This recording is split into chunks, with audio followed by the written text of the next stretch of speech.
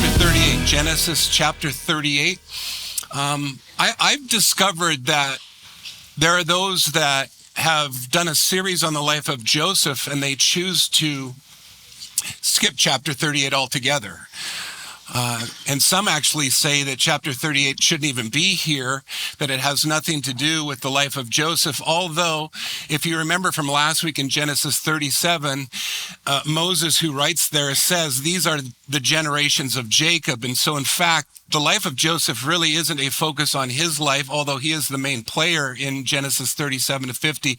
But this is really about the generations of Jacob.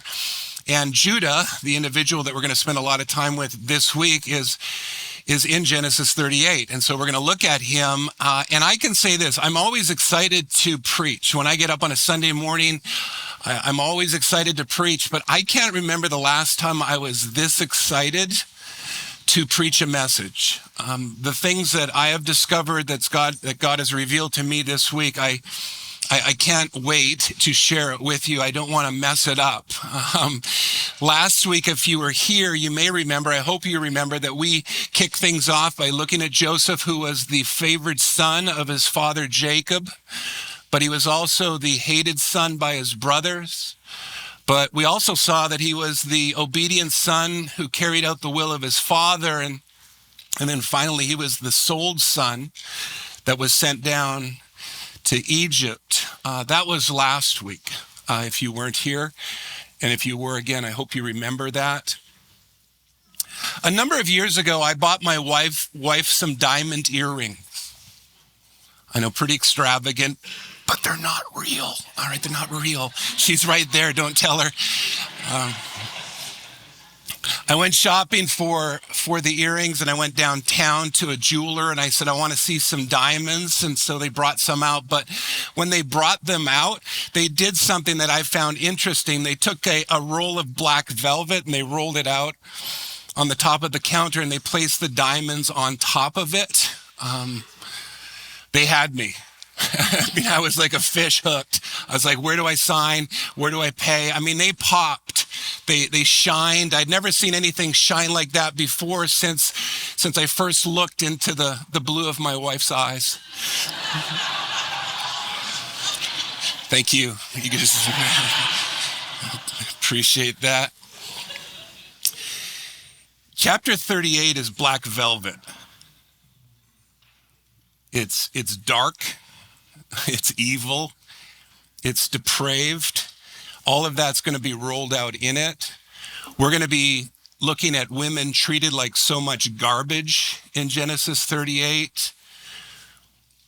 We're going to see some things and read some things that will make us shake our heads and cringe. And just when you get to that point when you think you can't take it anymore, diamonds of grace are laid out on top, and they will shine like nothing you've seen before. But before we get there, we have to enter the darkness. So if you have a Bible, let's read verses 1 to 5, just to get things going. In chapter 38, Moses begins, "It happened at that time that Judah went down from his brothers and turned aside to a certain Adulamite whose name was Hira. There Judah saw the daughter of a certain Canaanite whose name was Shua. He took her and went into her. And she conceived and bore a son, and he called his son's name She conceived again and bore a son, and she called his name Onan. And yet again she bore a son, and she called his name Shelah. Judah was in Chezib when she bore him." Just stop there. So Moses, the author of Genesis, begins, if you look in verse 1, by writing that it happened at that time. What time? Well, in the time Joseph was being taken and sold in Egypt, at that time, this happens concurrently. Judah, if you remember from last week, the brother who came up with the idea to sell Joseph, we see in verse 1, went down from his brothers and turned aside to a certain Adulamite whose name was Hira. Adullam was a Canaanite town. Hira was a Canaanite. I want you to notice the phrases went down in verse 1 and turned aside, because they describe as much a spiritual journey as a physical one.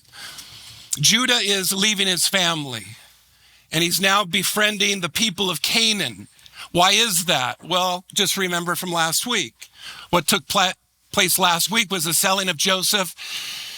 And again, at the idea of selling him coming by the way of Judah. So perhaps he leaves because he can't take the ongoing mourning of his father. His father is inconsolable. Perhaps he wanted to get away from that. Perhaps he can't take the guilt anymore in selling his brother, and he's being constantly reminded of it. Or perhaps he just felt no guilt at all and he just wanted to get away, to leave and get out on his own. Whatever the reason, he leaves, but wherever he goes, he's going to be there. And that's a problem, as we will see. In Adullam, we read that he sees the daughter of a Canaanite whose name was Shua. What's her name? Because Shua is the father's name. What's her name? We aren't told. Doesn't seem important. She's just a woman. We read that he sees her. This is lust. And he takes her. And they have a son named Who names the son? Well, he names the son, They have another son that she names this time, named Onan, and they have a third son that she also names Shelah. And where is Judah? Well, at the arrival of his third son, he's not even there. He's in Chezib, a different town. The velvet gets darker. What we need to see here is that he names the first son, she names the second son, she names the third son, but he's not there. Hear the progression. Jacob is moving even farther away. He's in a place called Chezib. Chezib literally means deceitful. It's nuts. Well, his wife, his unnamed wife, is giving birth. He's hanging out in a town called Deceitful. Let's pick things up and look at verses 6 to 11. And Judah took a wife for his firstborn, and her name was Tamar. But Judah's firstborn, was wicked in the sight of the Lord, and the Lord put him to death. Then Judah said to Onan, "Go into your brother's wife and perform the duty of a brother-in-law to her, and raise up offspring for your brother." But Onan knew that the offspring would not be his, so whenever he went into his brother's wife, he would waste the semen on the ground so as to not give offspring to his brother.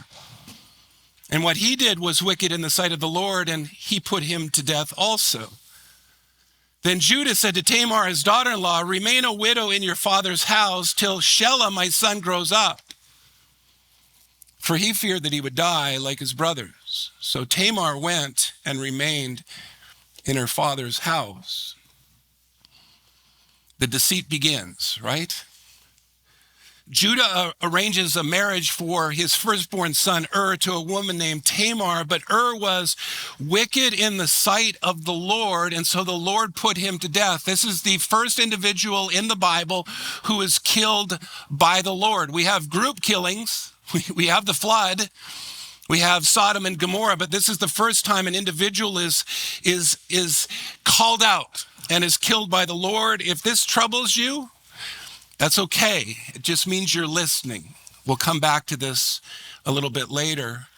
Judah then instructs his second son, Onan, to carry out his duty and to have sex with his sister-in-law and raise up offspring. Remember, offspring matter in the book of Genesis. Raise up offspring for your brother. This is referred to as Levirate marriage, and it was customary at the time. It's written about in Deuteronomy 25. We'll put it on the screen behind me, and you can read with me. If brothers dwell together, and one of them dies and has no son, the wife of the dead man shall not be married outside the family to a stranger. Her husband's brother shall go into her and take her as his wife and perform the duty. There it is, the duty of a husband's brother to her, and the first son whom she bears shall succeed to the name of his dead brother, that his name may not be blotted out in Israel. And if the man does not wish to take his brother's wife, then his brother's wife shall go up to the gate to the elders and say, my husband's brother refuses to perpetuate his brother's name in Israel. He will not perform the duty of a husband's brother to me. Then the elders of his city shall call him and speak to him. And if he persists, saying, I do not wish to take her, then his brother's wife shall go up to him in the presence of the elders and pull his sandal off his foot and spit in his face. This is awesome. We need a little Deuteronomy 25 in our worlds today. And she shall answer and say, so shall it be done to the man who does not build up his brother's house. And the name of his house shall be called in Israel the house of him who had his sandal pulled off. Onan, though, going back to our text, he doesn't want to carry out his duty as a brother-in-law. He knew the offspring wouldn't be his, and so whenever he went into Tamar, he would waste his semen on the ground. Here's my question. Why go through with the charade? Well, maybe he didn't want to get spat on. Could be that reason. Or maybe he wanted to look the part while not being the part. Maybe he wanted to appear as an obedient son and brother while not being one. Or maybe he just wanted to have sex without the responsibilities that came with it. Has that ever been a thing? Whatever the motive, he too was wicked in the sight of the Lord, and the Lord took him out. So Tamar is 0 for 2. And so Judah tells her to remain a widow, saying that when his third son, Shelah, is old enough, he'll have him marry her, but he's just deceiving her. He has no intention. For, as he says, as we read, he thought his third son would die like the other two. In other words, in Judah's eyes, Tamar was the problem. Not his sons. Tamar. She was some kind of black widow. And so he lies to her. The darkness continues. Take a look at verses 12 to 19. In the course of time, the wife of Judah, Shua's daughter, died. So the unnamed wife died. When Judah was comforted, whatever that looks like, he went up to Timnah to his sheep shearers, he and his friend Hira, the Adullamite.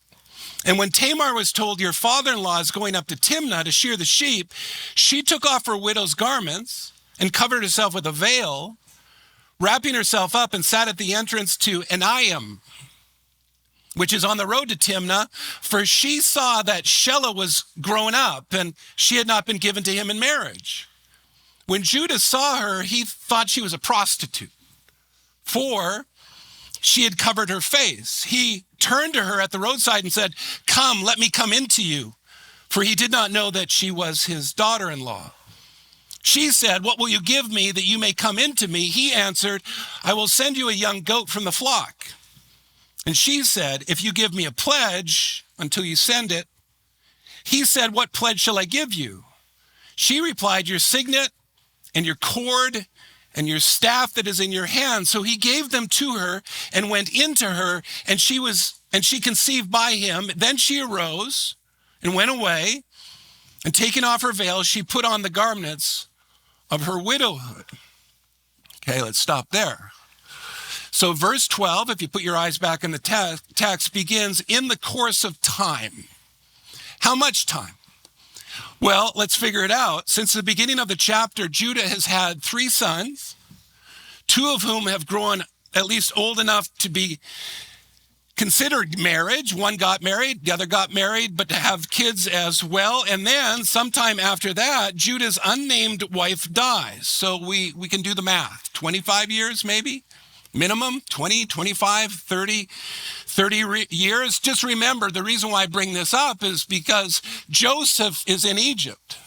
So he's been there 20, 25, 30 years. And so we read that Judah's wife, unnamed wife, dies after a time of mourning. He and his friend Hira, the Adulamite, head up to Timnah for the shearing of his sheep. This is a party.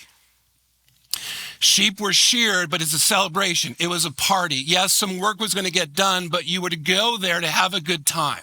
Sort of like people go to Vegas, right? Maybe for a convention, but they go there and whatever happens in Vegas stays in Vegas. Here, whatever happens in Timnah stays in Timnah, which is why when Tamar hears that he's going to Timnah, she dresses up like a prostitute and waits in a place called Enaim, which is on the way to Timnah. And sure enough, when he walks by and sees her, he thinks she's a prostitute and propositions her. Here's my question. How did she know he would?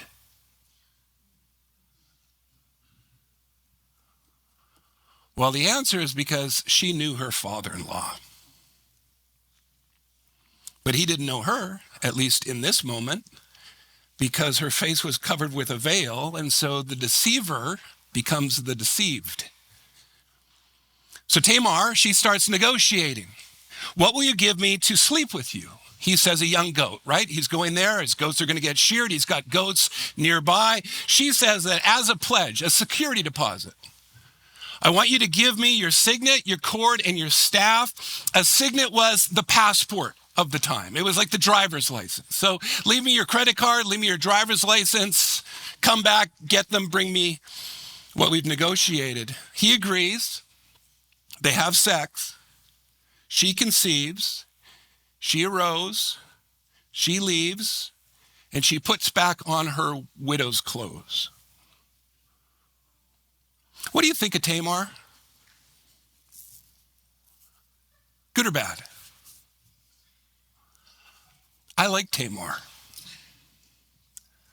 I have a soft spot in my heart for her. I'm not excusing what she did, but why did she do it? Did she just figure a good time to change careers? Become a temple prostitute, good way to secure, grow a large herd, right, of goats? Is that why? Well, no, because as we will see, she actually never takes payment. She never gets the goat. And as soon as this was over, she went back to wearing her widow's clothes. So this was a one-time thing for her. So why did she do it? Was she just trying to get back at Judah? Well, I don't think so either. I don't think that's the reason. So what then? Well, earlier, if you look back to verse 14, it says that she knew that Judah wasn't going to give his son, Shelah, in marriage to her. And it's at that moment that she decides to do this. Why? Because offspring matter in Genesis. She does this, I believe, to carry on the name even of her wicked husband, to carry on his name. And if Onan wasn't willing to carry out his duty and Shelah wasn't going to be given to her in marriage, then she resorted to the next best option, her father-in-law. This, I believe, is an act of desperation. Midtown, this Gentile woman, understood better what Judah should have. This will become even more clear as we go on. But let's pick things up in verses 20 to 24. When Judah sent the young goat by his friend, the Adulamite, to take back the pledge from the woman's hand, he did not find her. And he asked the men of the place, where is the cult prostitute who was at Enaim at the roadside? And they said, no cult prostitute has been here. So he returned to Judah and said, I have not found her. Also, the men of the place said, no cult prostitute has been here. And Judah replied, let her keep the things as her own, or we shall be laughed at. You see, I sent this young goat and you did not find her. About 3 months later, Judah was told, Tamar, your daughter-in-law, has been immoral. Moreover, she is pregnant by immorality, literally prostitution, you could translate it as. And Judah said, bring her out and let her be burned. This is where the velvet of chapter 38 gets pitch black. I mean, there are so many things here not to like about Judah, right? I mean, I don't want to read too much into the fact that Judah sent Hira to give the goat and collect the pledge.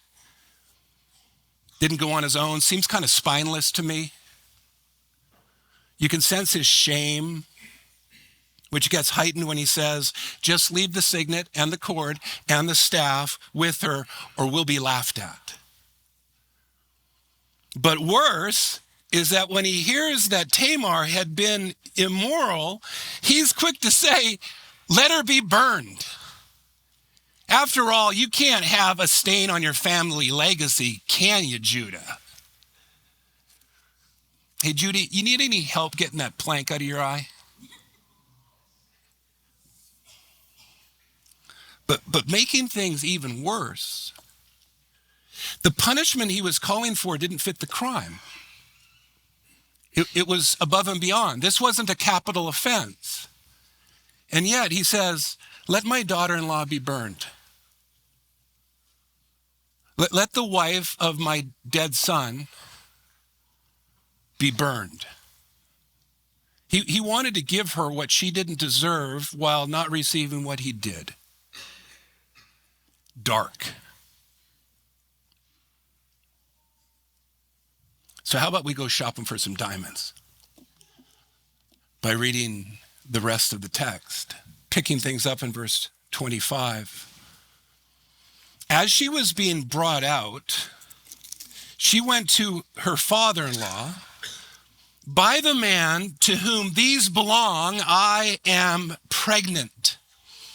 And she said, please identify who these are, the signet and the cord and the staff. Then Judah identified them and said, she is more righteous than I, since I did not give her to my son Shelah, and he did not know her again. When the time of her labor came, there were twins in her womb. And when she was in labor, one put out a hand, and the midwife took and tied a scarlet thread on his hand, saying, this one came out first.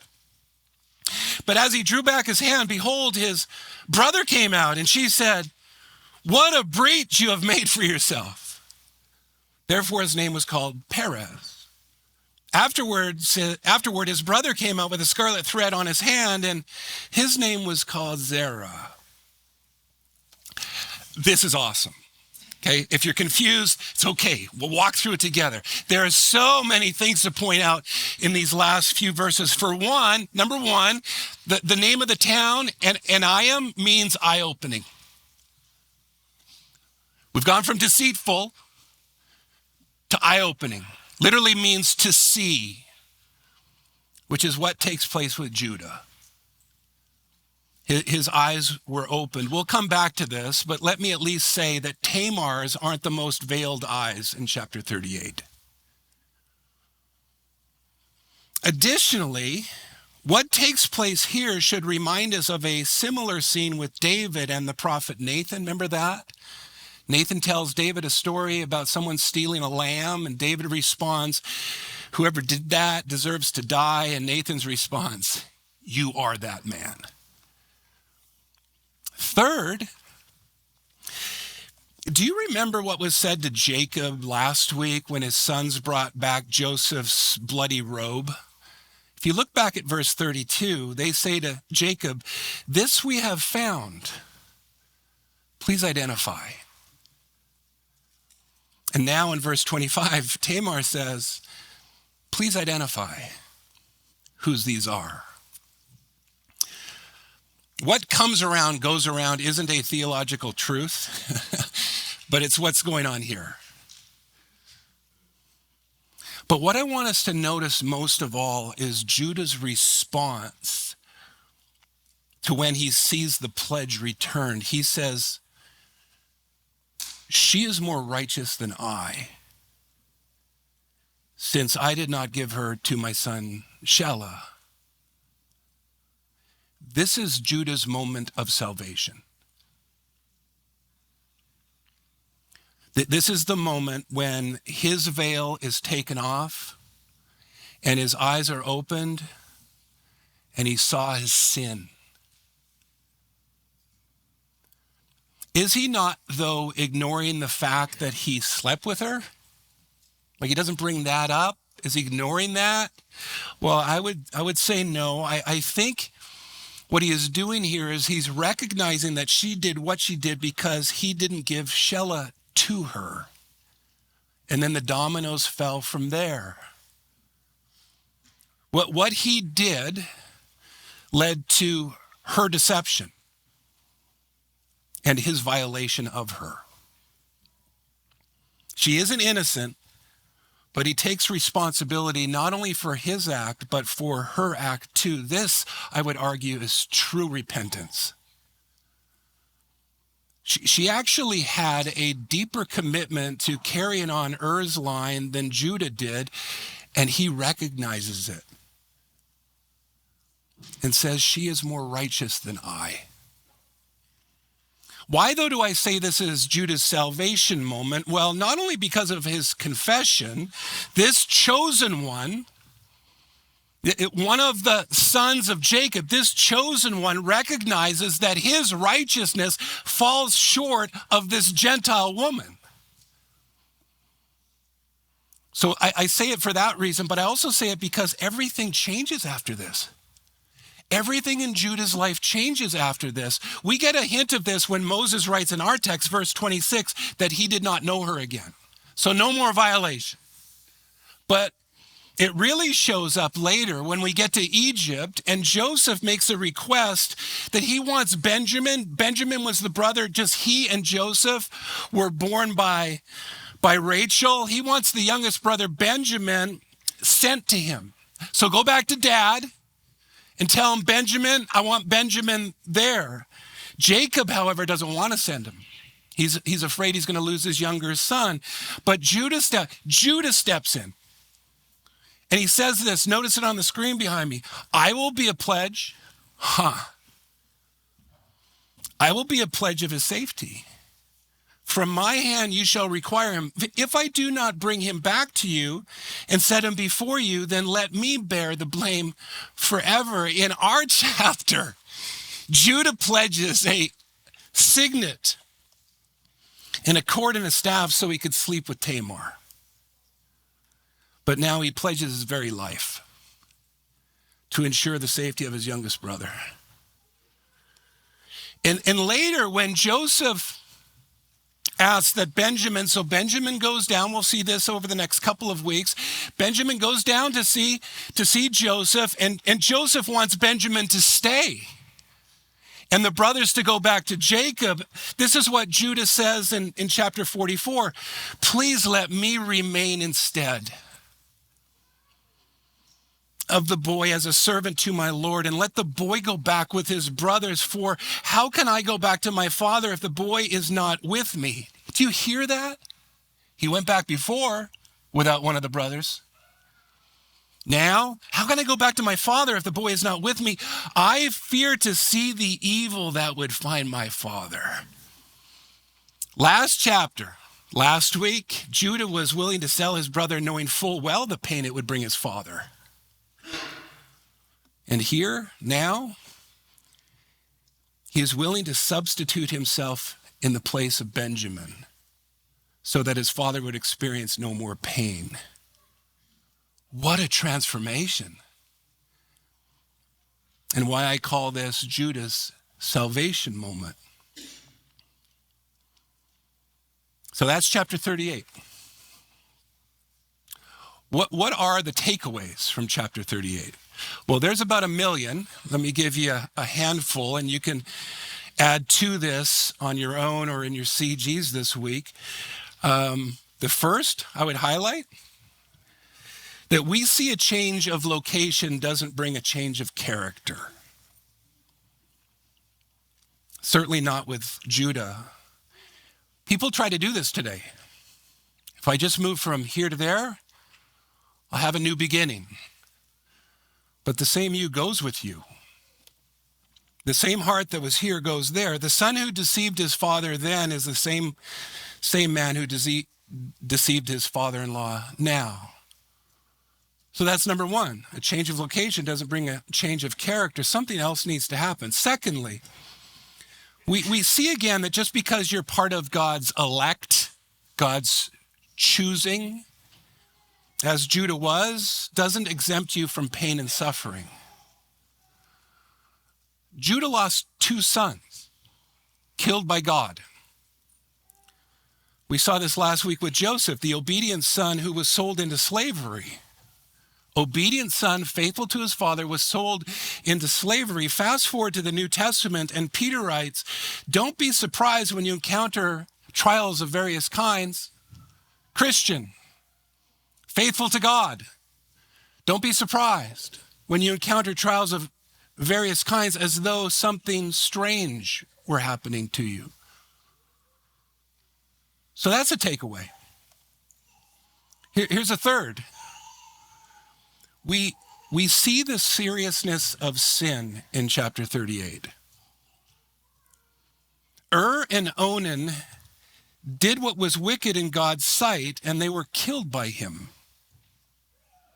It's moments like this in the Old Testament that have led many to say that they don't like the God of the Old Testament. And yet, God is the same yesterday, today, and forever. And there's nothing in the God of the Old Testament that you don't see in Jesus in the New Testament. You just have to read to the end of the book.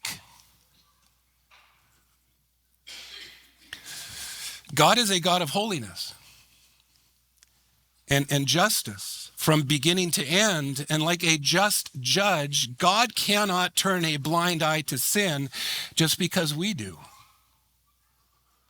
Don't think God shouldn't take sin seriously just because we don't. As I heard someone say a few years back, and it's stuck with me to this day, if God is just and hell is forever, how bad must our sin be?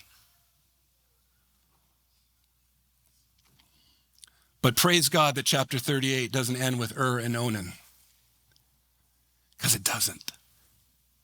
A fourth takeaway. We see that salvation is to be marked with confession and a fruitful change.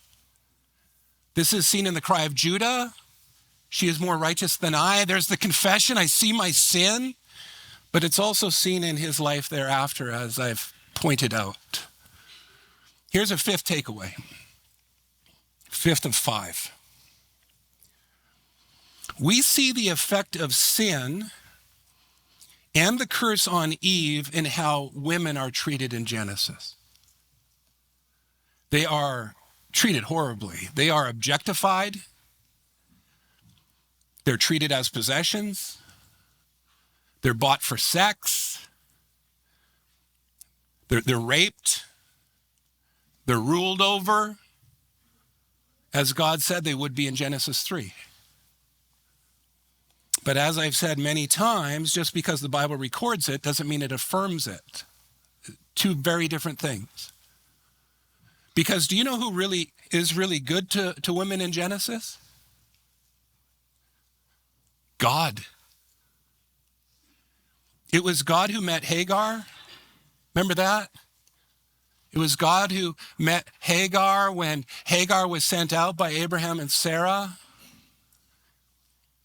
It was God who looked upon and blessed Leah when seeing that she wasn't loved like Rachel. And it was God who brings honor to Tamar in the wake of being married to the wicked and used as an easy tryst by Onan and bought for sex by her father-in-law. How does God honor Tamar, though? Well, that's answered in the strangeness of her birth. The birth of her two sons, she has twins. But there's this weird tussle in her womb and in the birth canal where the hand of one comes out first. A scarlet thread is wrapped around the wrist of the one that came out first. But then there's a breakthrough. A breakthrough of another who's named Perez, which means breach. Oh, Midtown. I don't want you to miss the diamonds of grace being placed on the black velvet here of Genesis chapter 38. Do you know who the first woman is mentioned in the genealogy of Jesus?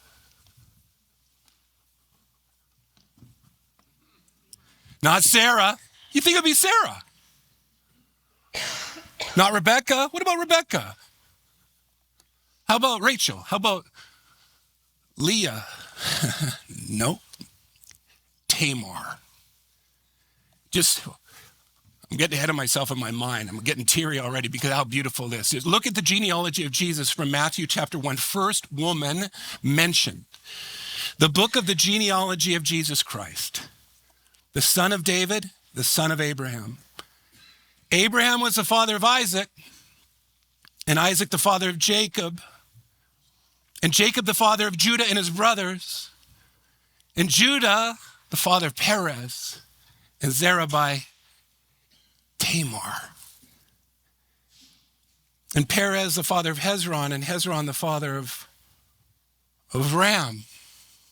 But it gets even bigger and better. Because just, again, stay with me. Abraham, Jewish. Isaac, Jewish. Jacob, Jewish. Judah, Jewish. Perez, we've got a breach.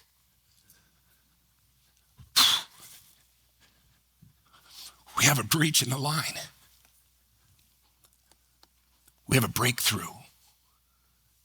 We have a Gentile, at least half of them, given birth by a Gentile mom, the son of an incestuous relationship. A mom bought and sold for sex. That son has breached the line of Jesus. Midtown, offspring matter in Genesis, and it so matters here. Because Perez, by way of Tamar, shows us that Jesus didn't just come for some, but for the nations.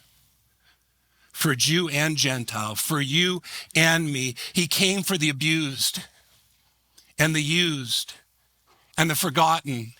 He came for the bought and sold ones. But he also came for those who have darkness in their past and are hoping for a glimpse of light. For those willing to move from here to there, hoping for a change, but a change that can't happen because it's not a location problem, it's a heart one. That's who he came for. And this is so evidenced, isn't it, in what I just read in Matthew chapter 1? Judah, of all people, Judah, is the line from the 12 tribes of Israel through which the Messiah would come. Not Reuben. I think it'd be Reuben, right? Great sandwich, oldest, right? Reuben, not Reuben. How about Joseph? Why wouldn't it be Joseph? Or Benjamin? It's Judah. Abraham, Isaac, Jacob, Judah, the one who sold his brother. The one who deceived his father, lied to his daughter-in-law, slept with her, got her pregnant, and in self-righteous hypocrisy and indignation says, let's burn her. He is the line through which Jesus would come. Why? Because that's not the end of his story. His eyes were opened.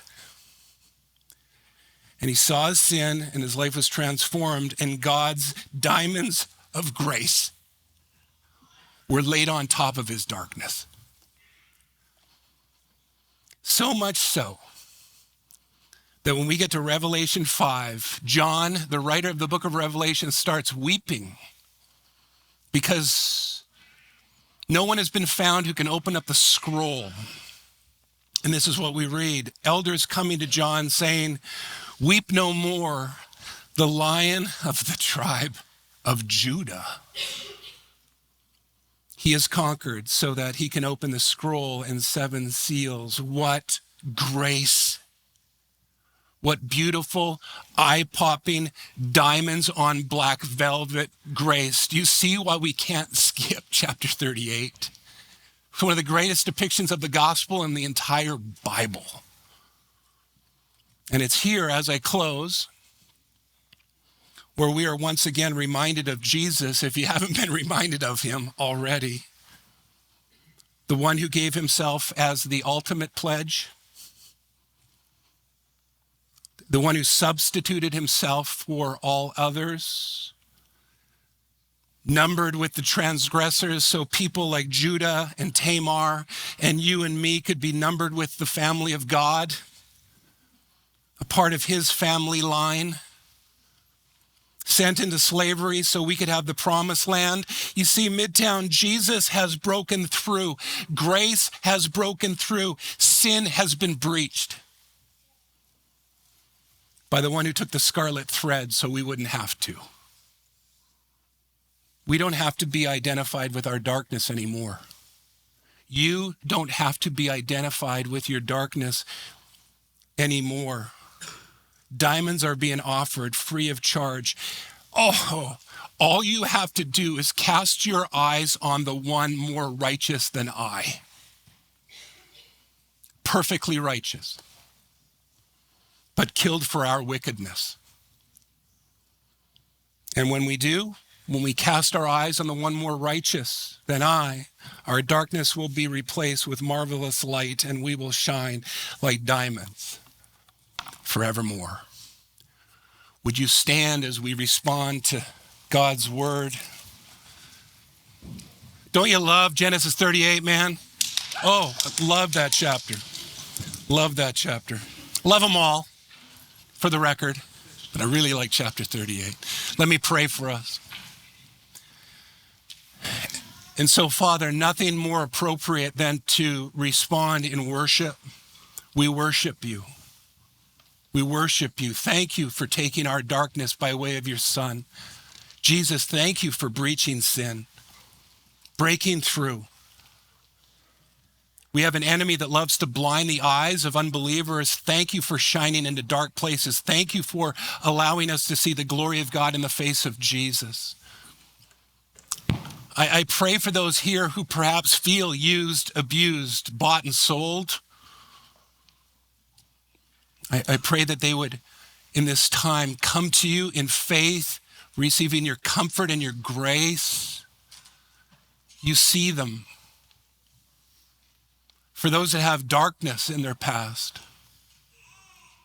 Judah kind of stuff, deceit, sin, I pray that they too would cast their eyes on the one more righteous, you, Jesus, coming to you and replacing, laying on top of the darkness of their lives, the beautiful grace, the diamonds of grace that you provide, that you offer free of charge.